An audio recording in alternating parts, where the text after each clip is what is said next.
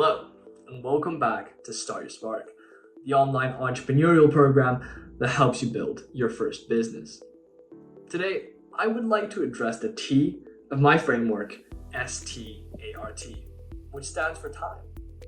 So today, I'm going to guide you through how do you use your time effectively in your business, and how do you successfully allocate time. And this will be done through 3 steps in this video.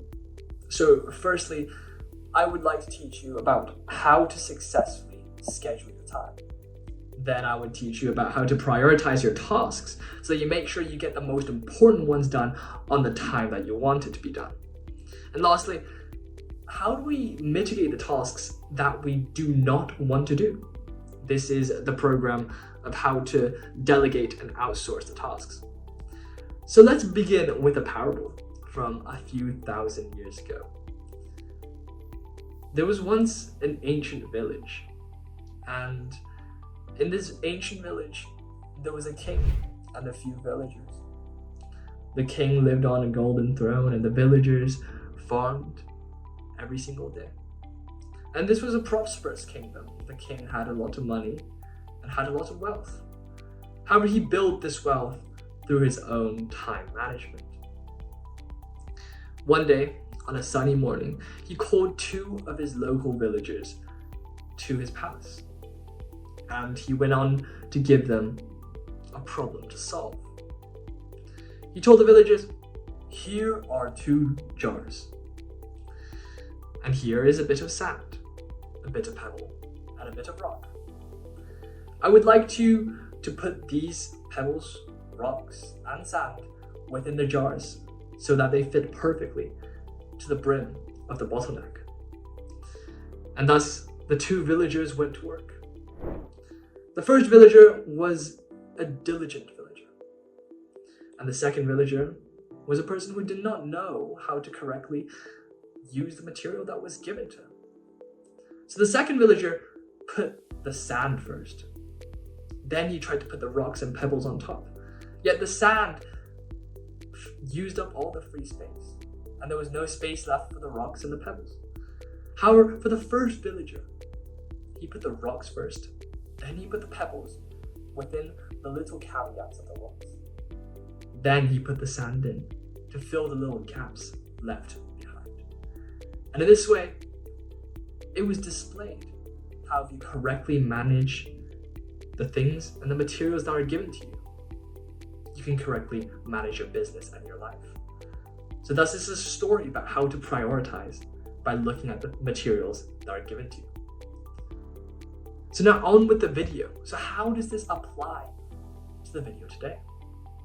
Well, firstly, I would really like to address the problem of how you schedule your time, because this is the issue of so many people out there, including myself a while back. So the most important thing to start up and start off from is deadlines.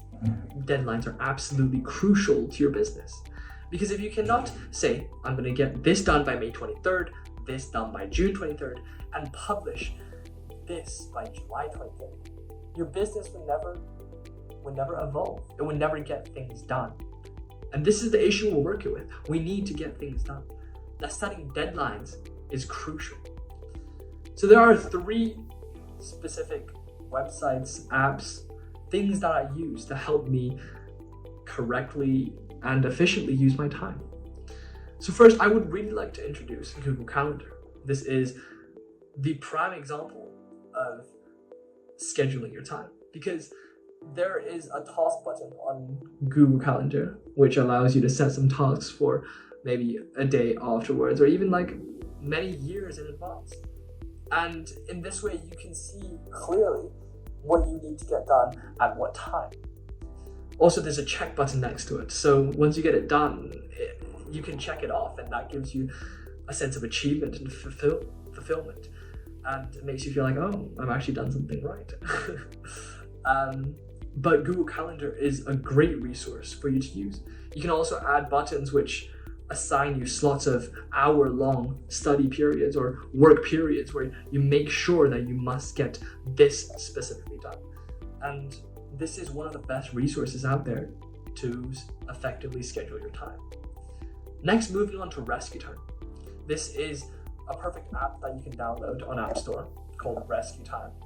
And to pay £70 a year for this website to correctly manage your time is one of the best investments that you could ever make. Because at the start, it made sure that once you start a period of intense work, you clarify what you must get done during this 2 hours that you're working. And this is very good because it makes sure that you have a specific work plan and something that you must follow along the road. And this is crucial for your success because once you define what you want to do, the path towards it is easy because you understand it. If you're looking around for things to do within this period of focused work, it's harder to get things done. So the clarity that this app allows you to have is absolutely crucial. And last, to go on to a to-do list. This is one of the most simple things you can possibly do. However, one thing that I do that really helped me get work done and get my business in and moving is opening up Google Chrome, getting open a Google Doc, and writing one by one everything that I need to do.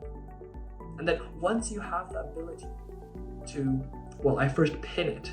So I always see it at the bottom of my Google Chrome, which really annoys me. So I get things done, is that the most satisfying thing is that you can cross them out, you can highlight them, and you can delete them once you finish. And this is one of the best ways you can to motivate yourself to get work done. So next is how to prioritize your work. So a very easy way you might do this is through numbered lists. However, psychologically, there is even a better way of doing such a thing, and this is called the Eisenhower matrix. For those who have not heard of the Eisenhower matrix, a matrix is basically like a thing where it's like a table where it goes like cross and cross, and there are 4 different allocated areas for specific things. So in the Eisenhower matrix, it's divided up of things that are urgent and not urgent, and things that are important and not important. So let's say the matrix is like this, and this box is the urgent and important box.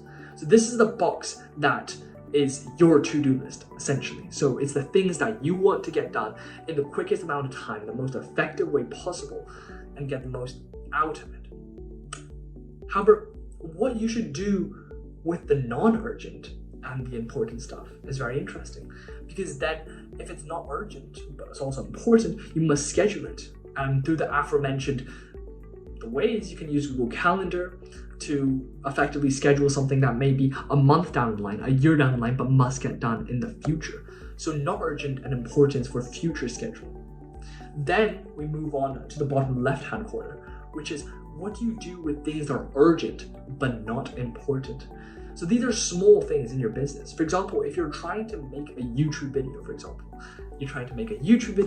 then you have you're trying to get AI generated subtitles, right? So you delegate to someone because it's not important, but it's urgent because you need to get it done for you to publish the video. So you get someone who is reliable to get all the AI subtitles sorted out and make sure that it's correct for you, and this way you can publish the video.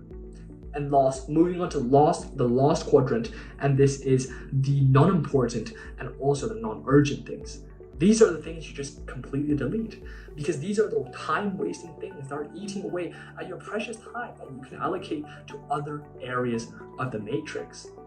So there you go. The Eisenhower matrix is one of the ways I use to prioritize my time to successfully run my business. Last, you might be asking, one of the most important part of the matrix comes in the bottom left-hand corner. And that is, what are things that are urgent and not important, and how do I deal with them? Well, I mentioned delegation and outsourcing. So now onto the third part of the video, how do you delegate and outsource? Well, the Harvard Business Reviews really summarized it for us. There are 7 crucial steps.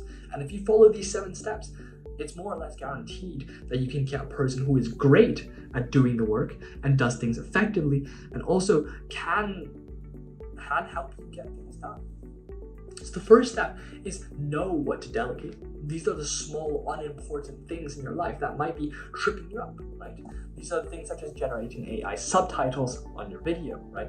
These are small things such as, let's take the example of having a video again, because I'm a content creator and this is what I do. So, such as piecing audio with a video together. This is one thing that it would be a waste of your time if you did it. However, if someone else helped you, it would make it so much easier. Next, the second step is to play to your employee or your co-worker's strength and goals.